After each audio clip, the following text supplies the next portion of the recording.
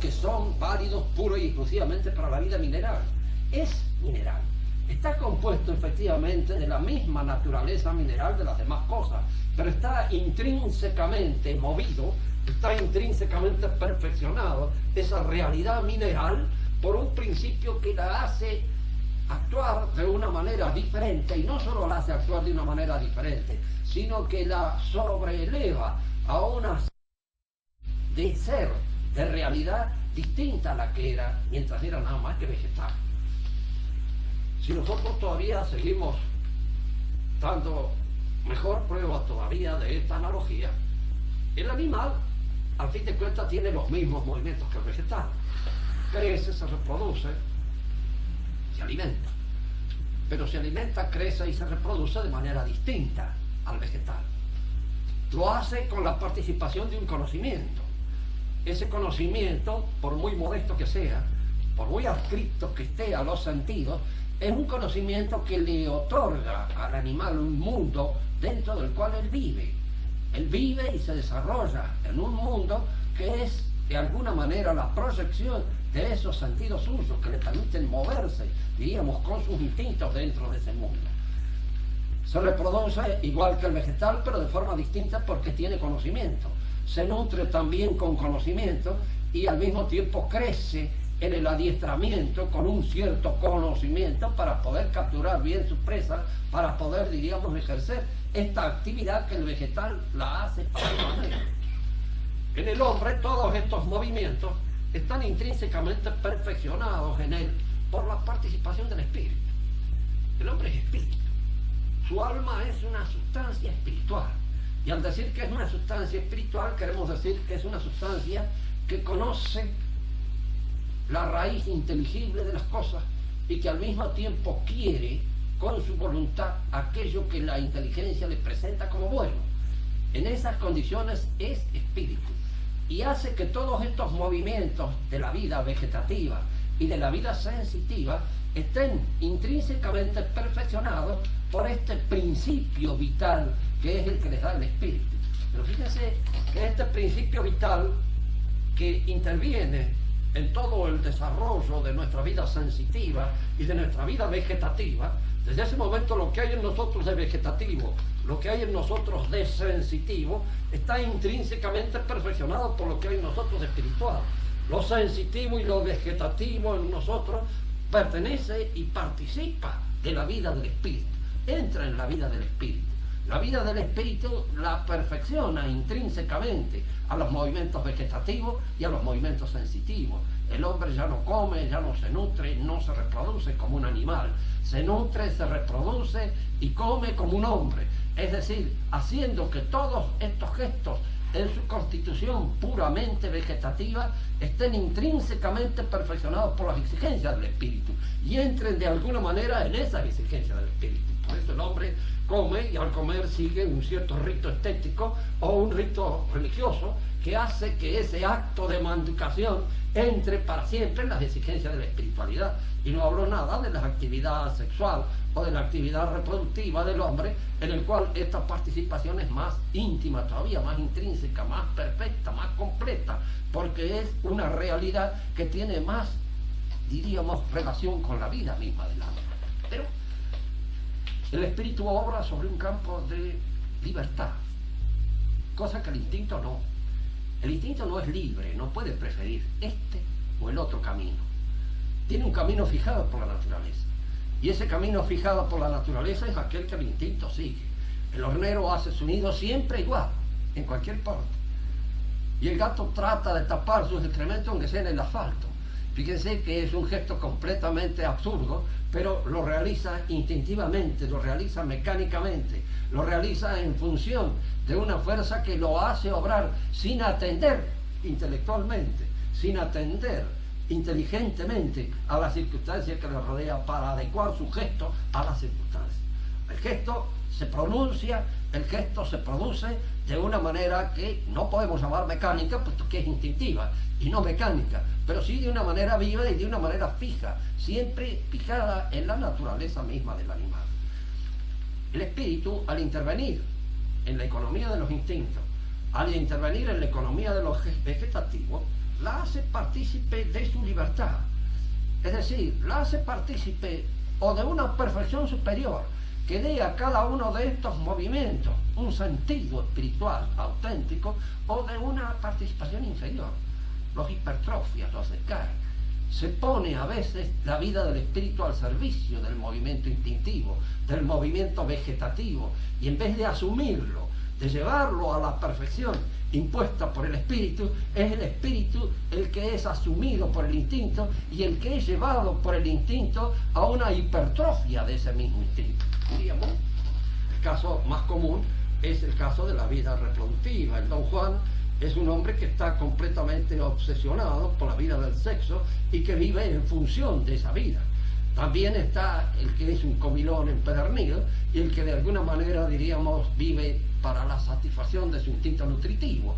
En él el instinto nutritivo está hipertrofiado y avanza sobre la vida del espíritu y le impone indudablemente una serie de dedicaciones de carácter espiritual a la faena de la cocina, a la faena, diríamos, de realzar la apetibilidad de los alimentos con el objeto de hacerlo vivir más para la alimentación que alimentarse para vivir. Aquí es donde aparece lo que constituye el fundamento de eso que en la teología se llama la caída. Caer es hacer que el espíritu se someta a la fuerza de lo instintivo y que en vez de sobreelevarlas a una participación con la vida espiritual, es el espíritu el que entra ahora de una manera, diríamos, intensificadora de la vida vegetativa y de la vida puramente instintiva. El principio de la vida sobrenatural se injerta sobre la naturaleza.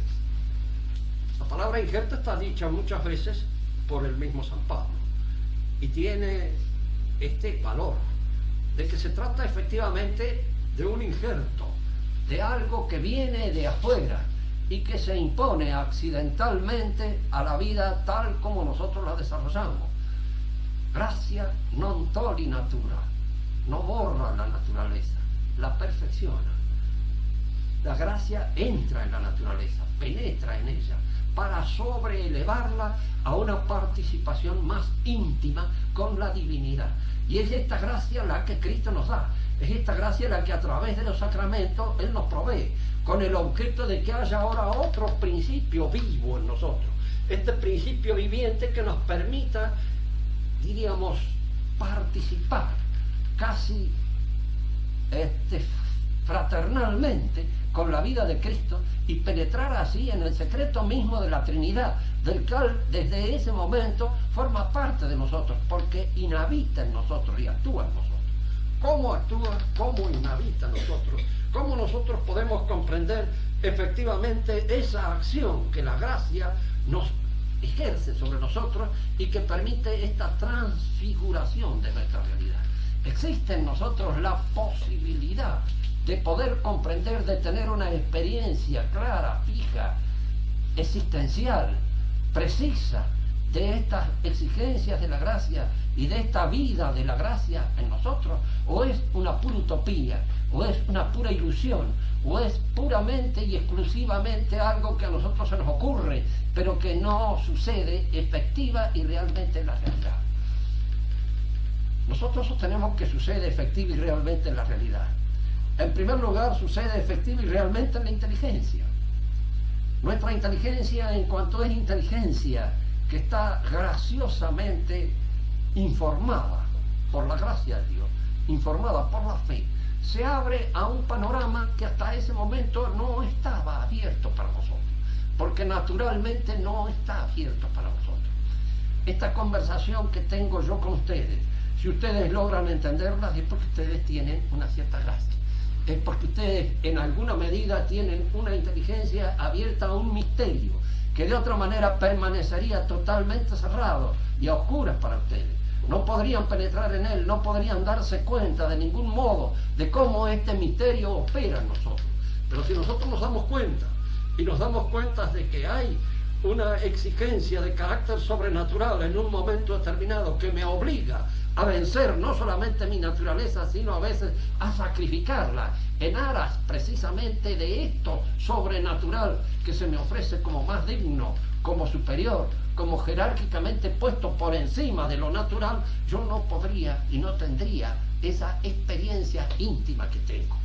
Hay momentos en la vida en que estoy dispuesto a realizar un acto de contrición verdadero.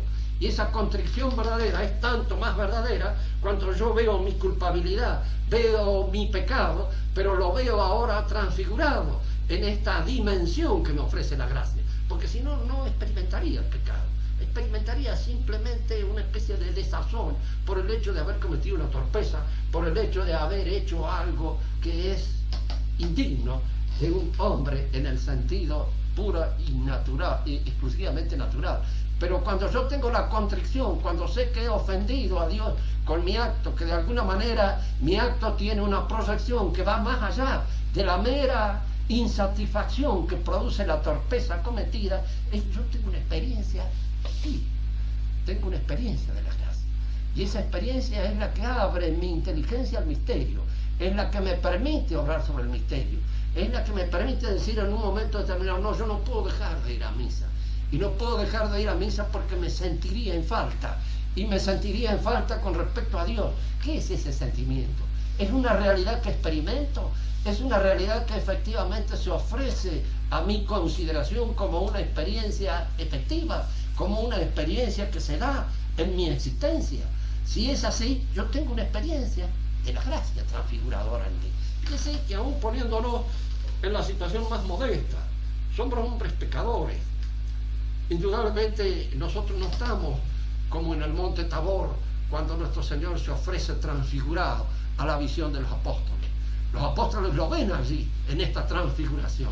Lo ven en esta transfiguración que nuestro Señor anticipa lo que puede llegar a ser también la nuestra en un momento determinado, cuando seamos cuerpos gloriosos, cuando de alguna manera toda esta espiritualidad sobreabundantemente perfeccionada por la gracia sea capaz de iluminar nuestro cuerpo y de hacerlo como un proyector, de hacerlo de alguna manera luminoso ante los ojos mismos de nosotros. Nosotros todavía somos tenebrosos, salimos de las tinieblas, salimos de alguna manera de esta oscuridad en la cual estamos inmersos, en la cual estamos insertos de todas estas tentaciones que afean nuestra vida, que nos rebajan a cada instante, a cada momento, que nos desdicen de nuestras aspiraciones más altas. Pero sin embargo esas aspiraciones existen, esas aspiraciones están, esas aspiraciones actúan, no como una utopía, sino como un hecho real que en nosotros se impone. Está la esperanza, a la vez que corrige la voluntad, porque mi esperanza es salvarme, es salvar mi alma. Y para salvar mi alma yo acojo todo aquello que el conocimiento me permite abrirme a todo lo que la fe me ofrece. Y la esperanza es la decisión fundada, la decisión en cierto modo firme que existe en mí de alcanzar esa salvación, de lograr esa transfiguración de mi naturaleza, que se incoa acá en este mundo, pero no alcanza acá en este mundo su perfección, pero se incoa, se inicia, comienza, tiene aquí un conato, y ese conato puede ser perfectamente percibido, sentido por nosotros, porque yo siento, diríamos así, la presencia misma de esa gracia que actúa aún dentro de las tinieblas de un espíritu que todavía no ha logrado vencer de ninguna manera la tentación del pecado. Y por último está la caridad, que es el amor de Dios, y el amor a los demás por el amor de Dios, que es la virtud del apóstol. Es ese sentimiento que nosotros tenemos también, real y efectivo, de proyectar, de hacer partícipe a los demás de ese conocimiento que tenemos de la fe. El conocimiento que nos da la fe es un conocimiento participable, es un conocimiento que yo creo, yo quiero, cada uno de nosotros desea que los demás también lo tengan. Y en este sentido de desear que los demás participen de ese bien, ahí es donde se desarrolla la caridad. La caridad no hay que confundirla con la misericordia. La misericordia es de alguna manera la compasión que podemos sentir por la común miseria. Y esta compasión por la común miseria es más una autocompasión que una compasión de los demás. Nos tenemos lástima por la miseria común en la que nos encontramos envueltos. Pero la caridad no es esto, la caridad es el deseo de hacer participar a los demás de este bien sobrenatural del que nosotros participamos y gozamos aún a media en la forma en que gozamos todas las cosas en este mundo, en que todavía estamos bajo la triple presión de la carne, el demonio y el mundo mismo. Bien, y esto es así. ¿Qué es lo que nosotros podíamos hacer en el cotejo con el marxismo? ¿Por qué sale este cotejo? Porque toda la historia de nuestra civilización es la historia del cristianismo. La clave para la comprensión de nuestra civilización, la clave para la penetración en profundo de aquellas fuerzas que orientan todo el movimiento de la civilización es el cristianismo. Cristo divide la historia en dos, acorta. Antes de Cristo y después de Cristo. Y después de Cristo no hay nada más que una sola cosa, Cristo. Y todos los que en alguna manera han venido a este mundo a sustituir, a querer perfeccionar el mensaje de Cristo, a querer darle un sentido más realista, más inmediato, más de acuerdo con aquellas presunciones, con aquellos deseos de nuestra sensibilidad, lo que han hecho es deformar el cristianismo, hacer pura y exclusivamente una caricatura del cristianismo. En Marx vamos a señalar dos cosas que aparecen en él y que lo colocan en una situación religiosa característica, típica. Marx escribe su primer libro que se llama La filosofía, el materialismo en la filosofía de Demócrito y de Epicuro, que es una tesis con la cual se presenta al doctorado en la Universidad de Jena. En el comienzo de esa tesis hay una declaración que él hace suya, la de Prometeo. Odio a todos los dioses y prefiero seguir como el titán encadenado a mi piedra antes de que ser un sumiso esclavo de Júpiter. Eso le hace decir Esquilo a Prometeo en la obra que se llama precisamente Prometeo. Prometeo es un titán. Los titanes son, dentro de la tradición pagana, figuras, tipos del demonio, figuras del demonio. Él hace suya esta preferencia, Carlos Marx, desde el comienzo la hace suya. Fíjense que no me refiero aquí a que hay una serie de versos de carácter satánico escritos por él en su juventud, pero basta con esto. Él hace suya esta figura. Él se siente un titán encadenado. Él se siente un demonio encadenado. Él se siente un poco en el espíritu de Prometeo. Él quiere hacer lo que Dios hace. Y lo que Dios hace a través de su gracia. La transfiguración del hombre.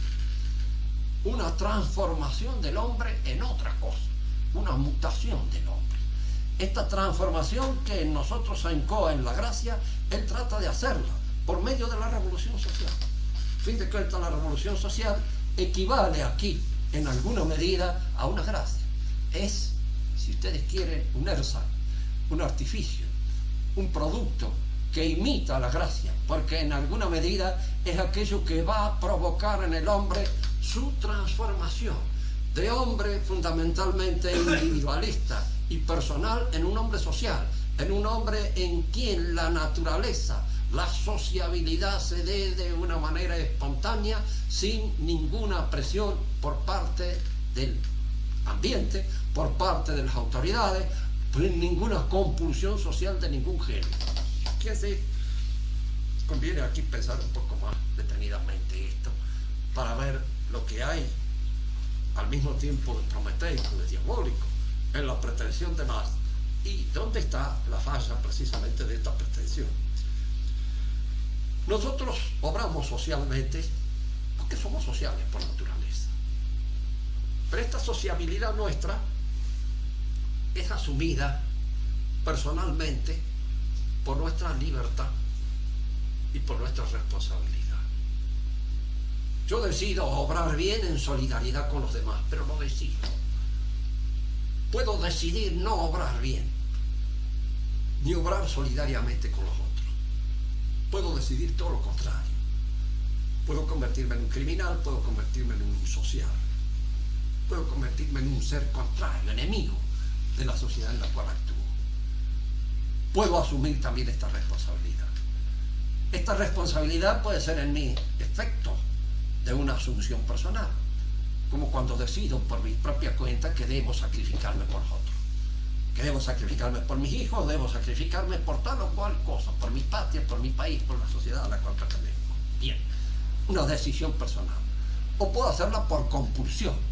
Compulsiones que provienen del ambiente social y que operan más o menos de una manera fuerte, de una manera decidida sobre mis decisiones. Estas compulsiones son muchas, de distinta naturaleza. Creo que ya en alguna oportunidad hicimos mención a ellas acá, pero no conviene siempre volver a insistir sobre esto, porque no se tiene una idea clara sobre el valor que tienen las compulsiones. Cuando los romanos decían que el hombre tenía que ser miembro de una familia, ellos confiaban sobre todo en las compulsiones familiares para el buen comportamiento de un hombre, para su comportamiento social. La compulsión es la presencia de un ser que no quiere y ante el cual no quiere hacer un mal papel. Y esta presencia de un ser que uno quiere y que le impide a uno hacer un mal papel es una compulsión. Como otra compulsión puede ser el interés o cualquier otra cosa. Si yo en un momento flaqueo en la decisión puramente personal de asumir mi responsabilidad frente a la sociedad, siempre existen estas compulsiones que me llevan y que me impulsan a hacerlo. Supongamos que el hombre, en fin, frente a la necesidad de tener que sacrificar su vida por la patria, a ser movilizado, sienta miedo, un susto, pero tenga más miedo de tener miedo y de decirle a los demás que tiene miedo que de enfrentar el miedo. Y hay allí una compulsión. Hay una compulsión en el sentido de que yo enfrento el temor, enfrento el deseo de mandarme a cambiar, enfrento el deseo de desertar, enfrento el deseo de ser un cobarde, enfrento todo eso por temor a lo que puedan decir de mí, por las compulsiones de la sociedad, por el hecho de no hacer un mal papel delante de la gente que me conoce, delante de la gente que espera por lo menos de mí una actitud un poco más valiente frente al peligro el que debo enfrentar. Es decir, puede haber un acto de valor que surge espontáneamente del hombre del valor, pero puede haber un acto de valor que es el resultado de una serie de compulsiones que actúan psicológicamente sobre el hombre.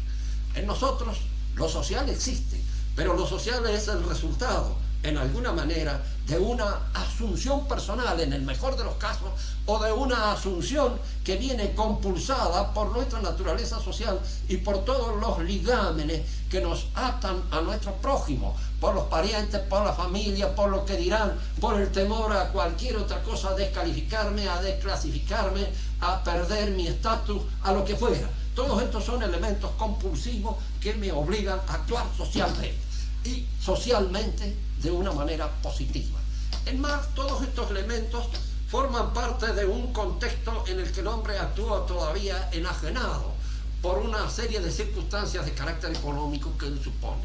Una vez que esas circunstancias de carácter económico, que la posesión de los medios de producción dejen de ser de actividad privada y pasen a la colectividad, el hombre ya va a ser social de una manera en la cual no se va a precisar ni la compulsión ni la asunción personal.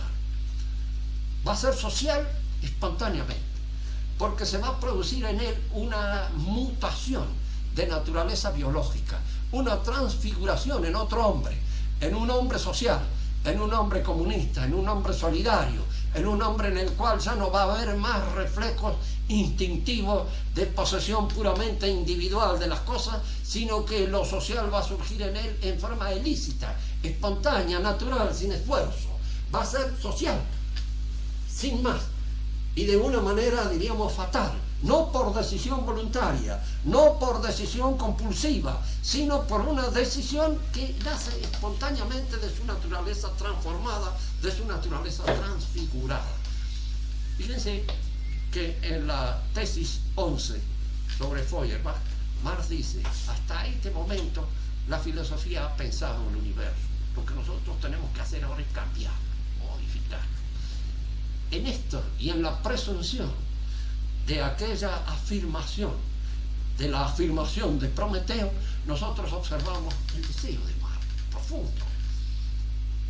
Nos encontramos siempre frente a una de esas personalidades abismales que surgen en la historia de vez en cuando, pero que son verdaderamente abismos y anticipos de lo que puede ser el anticristo, anticipo de lo que puede ser esta figura del anticristo en el final de los tiempos.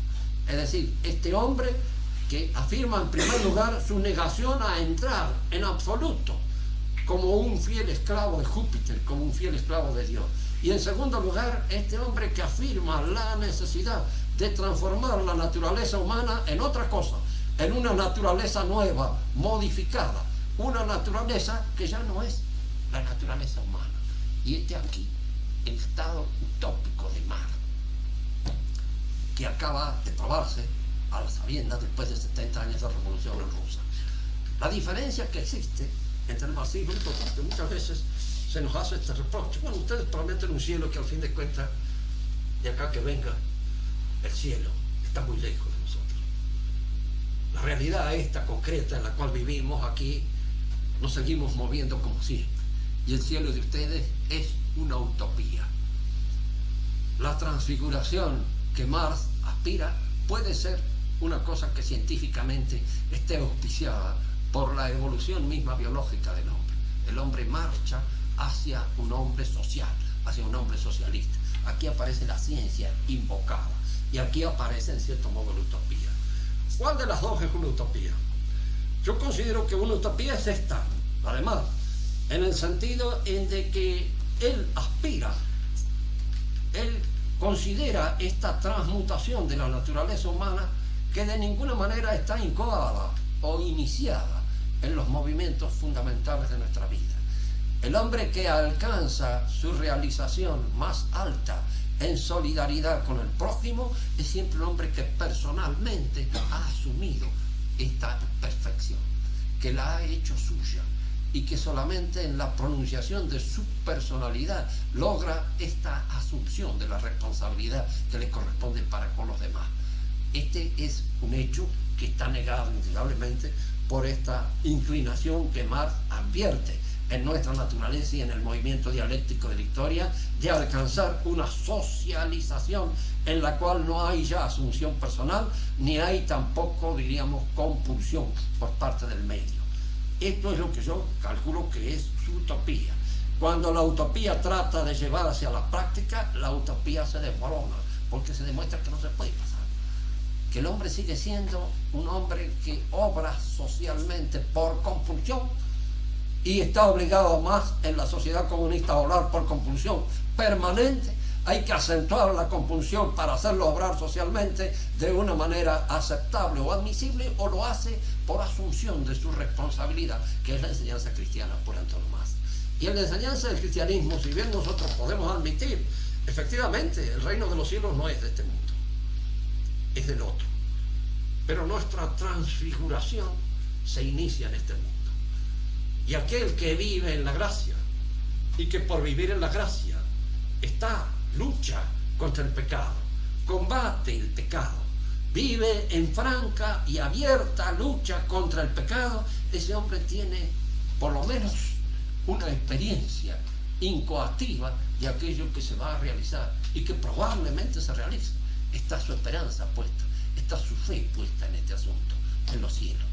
No lo vemos a los cielos, no hemos llegado a los cielos, pero nosotros descubrimos en alguna medida que estamos combatiendo por una transfiguración que nos puede hacer dignos ciudadanos de esa patria celeste a la cual aspiramos. En cambio, en esta, nada.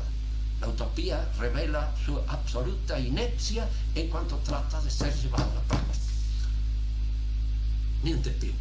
Ustedes tienen la palabra.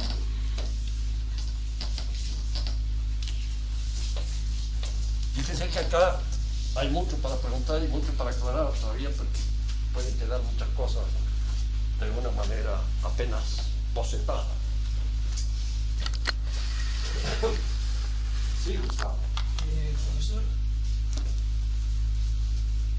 en la concepción antropológica que tiene el marxismo, en ningún momento existiría el dominio del hombre de sus propias pasiones, el dominio así, es decir, el señorío. No se preocupa porque él supone de que hay un movimiento del hombre hacia su socialización que está íncito en su naturaleza biológica. Es un movimiento de socialización, pero que de alguna manera esa apelación misma y esa necesidad de apelar a lo compulsivo, de manera sistemática, total, metódica, permanente, es un indicio claro de que la utopía está pasando, de que la utopía no funciona. El hombre es el hombre, es inútil. Fíjense que nosotros la naturaleza, en cuanto tal, como principio de actos permanentes, fija. Cambian accidentalmente ciertos aspectos accidentales del hombre, pero su naturaleza no, de permanece fija. Si no cambiara, si esa naturaleza no fuera fija, toda la obra de la redención sería inútil, completamente inútil. Ahora Marx ve un cambio, pero lo ve en la profundidad zoológica, en la cual lo ve de alguna manera todo el darwinismo, entendido por los darwinistas posteriores, no por Darwin, que era mucho más inteligente que los darwinistas. La mayor parte de los que no lo veía así tan claramente como lo ven sus seguidores. Pero los seguidores de él sí, y lo ven, diríamos así, como una proyección biológica. Usted asume la naturaleza social, comunista, solidaria, por un movimiento intrínseco a su vida, del cual no depende para nada de su voluntad. Entonces existiría una tendencia a la igualación que niega, digamos, el ejercicio de las virtudes, que es esencialmente aristocrático. En el cristianismo no es así, porque incluso aún hace a todos iguales. De ninguna manera, la gracia es asumida por cada uno de nosotros en una actividad libre y personal. Y hacemos con la gracia aquello que Cristo quiere que hagamos, cada uno de nosotros, según la personalidad con que Él nos ha dotado, nos ha hecho. Por eso no hay igualitarismo en el cristianismo. El igualitarismo siempre es una actitud ante la vida plebeya, fundamentalmente aristofóbica, y que implica el odio a lo que es mejor. Es baja, es ruin.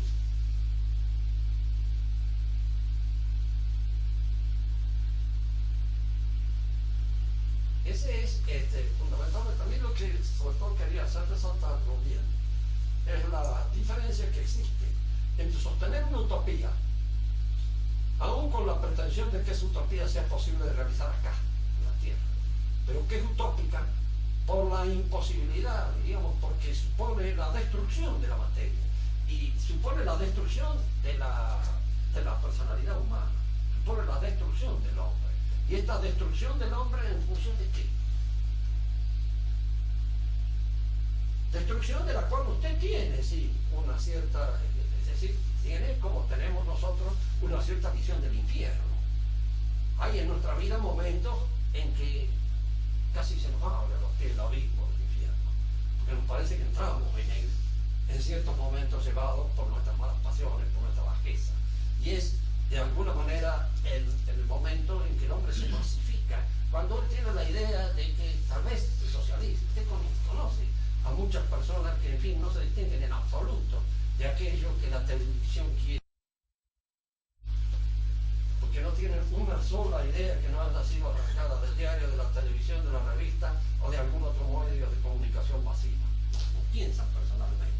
Entonces, esa deficiencia, esa atrofia, ese desfallecimiento de la personalidad es el indicio, tal vez, no de una socialización que sigue siendo tan egoísta como antes, y tan fundamentalmente tal vez más egoísta y peor en el sentido egoísta que lo han sido antes. No se hacen socialistas, se hacen simplemente unos, diríamos, unos simuladores de la sociabilidad.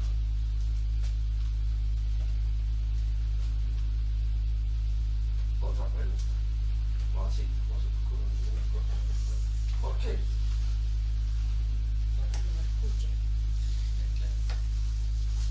A ver, Cándido, tú confías en usted. Él preguntó, como dice Heidegger, hay que ser preguntón, porque si no, el hombre es un preguntón. ¿Cómo espera Marx que el hombre se transforme? O sea, ¿espera transformar la sociedad o el hombre? Bueno, él espera que la transformación del hombre traiga como consecuencia inevitable la transformación de la sociedad, y la transformación de la sociedad traiga como consecuencia inevitable la transformación del hombre, porque son dos cosas que están intrínsecamente unidas. La sociedad es el hombre, y el hombre es la sociedad.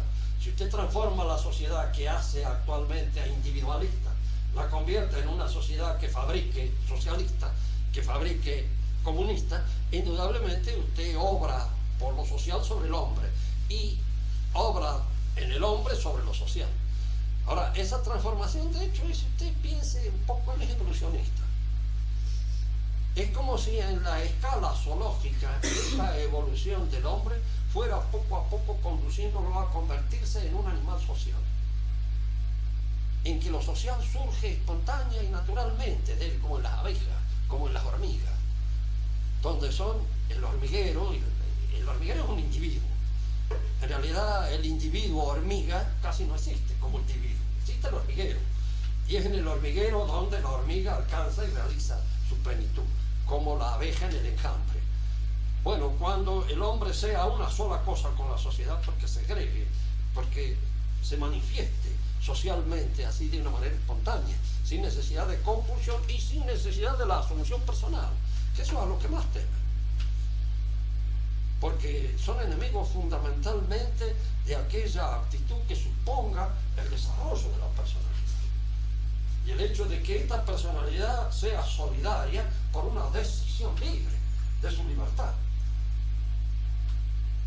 Hay una destrucción de la libertad y hay de alguna manera una concepción que podríamos llamar perfectamente bien zoológica de la vida humana.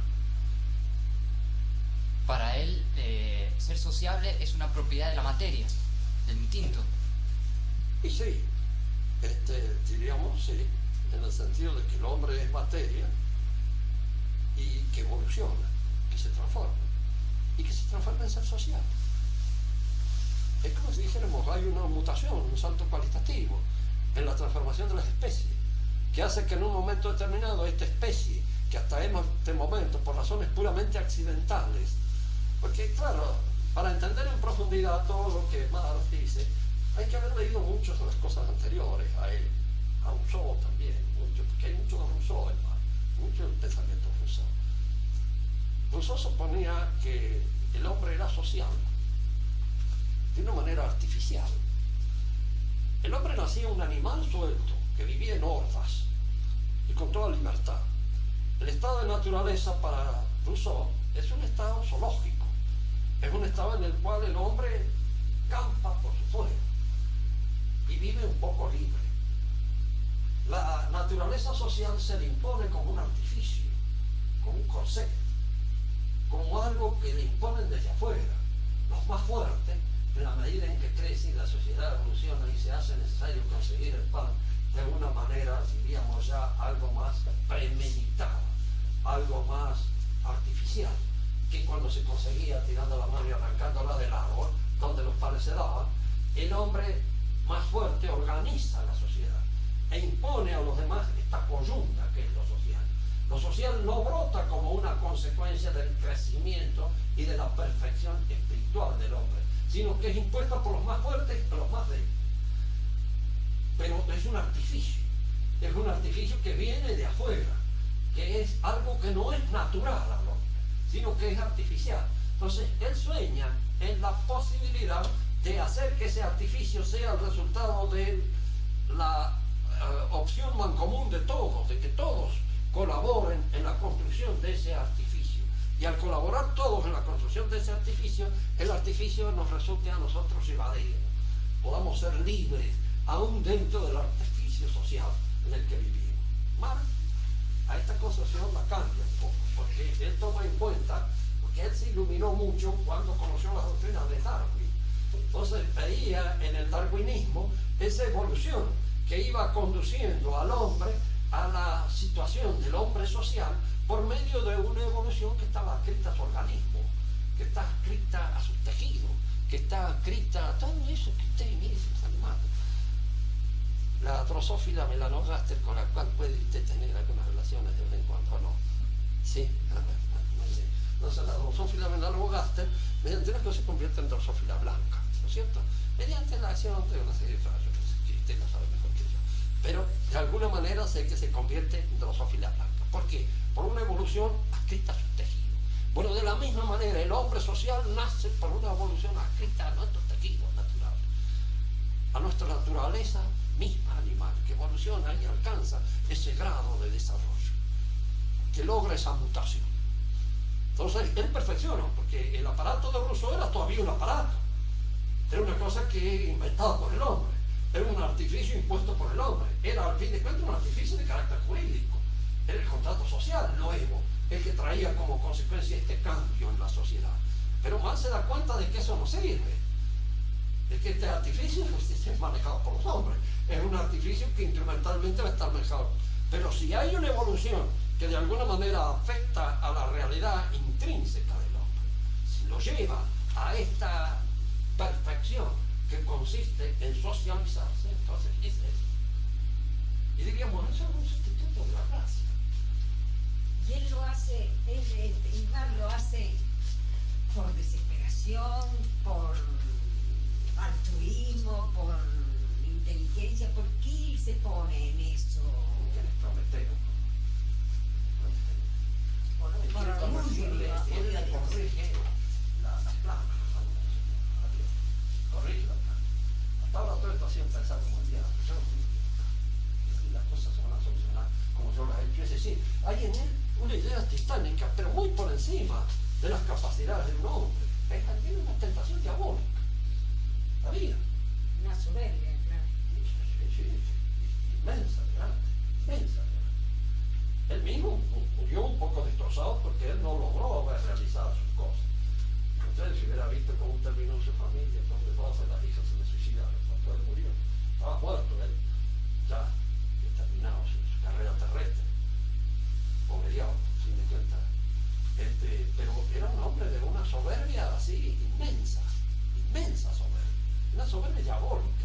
Ustedes leen esas cosas en el encabezamiento de la tesis doctoral que presentó en Jena. Es como para decir que yo para escribir unas cosas realmente, primero no me animaría a escribirla jamás, y en segundo lugar si la escribir y pensara como eso, realmente me consideraría una especie de titán, un hombre capaz. Hasta ahora la filosofía no ha hecho nada más que pensar y dar una representación puramente teórica del universo. Al universo hay que cambiarlo. Él sabía que no era el solo, estaba el proletariado y todo, pero que de alguna manera ese cambio se iba a suscitar en función de la idea que él sugería. Y él aparecía allí sugiriendo esa idea y ese método revolucionario a los proletarios para que hicieran el cambio. Y eso sí sabía que él era el autor de ese método. Es un poco esa característica que yo les decía a ustedes cuando Hegel se encuentra en las afueras de Jena con Napoleón. Y ve en Napoleón el hombre que hace, y en él el hombre que piensa. Y piensa en la posibilidad de que el hombre que haga sea a la vez el que piense. Y Marx es eso. Porque Marx instituye que la filosofía es acción. Y que el hombre de acción capaz de realizar esa transformación del universo y de ser cabeza de la revolución es el filósofo por todo Marx. Porque es el que realiza. Y el que efectivamente lleva a cabo esa transformación del mundo. La idea de un tipo que tiene en la cabeza es gigantesca, si ustedes quieren, todo lo que quieran, pero con toda esa cosa deformada de lo titánico, de lo soberbio, de lo diabólico, porque al fin es una caricatura del cristianismo. Se promete esa transformación, pero una transformación que va surgiendo sola un poco con el movimiento mismo dialéctico de la historia y el movimiento biológico del proceso evolutivo que lo fue sufrir. Las dos cosas se conforman. Una preguntita más, profesor. ¿Se puede establecer así un cierto parangón, una línea evolutiva entre, por ejemplo, el talante de Lutero ante la religión, la crítica a la iglesia o a los dogmas, en Robespierre, por ejemplo, con respecto al cuerpo político, y Marx, por ejemplo? Esa actitud así soberbia que dice usted. Y no, mire, sobre todo en el caso porque habría que analizarlo uno por uno, ¿cierto? Para poder sacar lo que cada uno de ellos ha meditado en un momento determinado. En el pensamiento político que dirige la Revolución Francesa, allí diríamos, la soberbia existe, pero es menor, porque lo que quieren convertir en iglesia, es decir, lo que quieren hacer un cuerpo salvacionista es al Estado. Es el Estado ahora el que aporta, lleva, pide, reclama sobre sí mismo la actividad de la Iglesia, la actividad de salvarlo, de darle al hombre un nuevo estatus, una nueva situación. Eso existe. Existe en Robespierre y en todo eso. Se da. Porque es la nueva noción de Estado, es la noción de Estado que tenemos nosotros, y que es del común de la gente. Será todo el Estado, porque el Estado es el que fagocita todas las actividades sociales del hombre. Ya está en Hegel, de una manera clara y bien determinante. Pero en mar todo esto cobra un acento demoníaco especial. Pobre diablo, ¿no? Porque a veces da lástima cuando uno ve la vida de él y que uno lo ha seguido en su vida. No era un hombre tan repelente desde el punto de vista personal. Era su inteligencia la que estaba contagiada de esta ferocidad, digamos así, de manera. Un buen padre de familia, yo me acuerdo que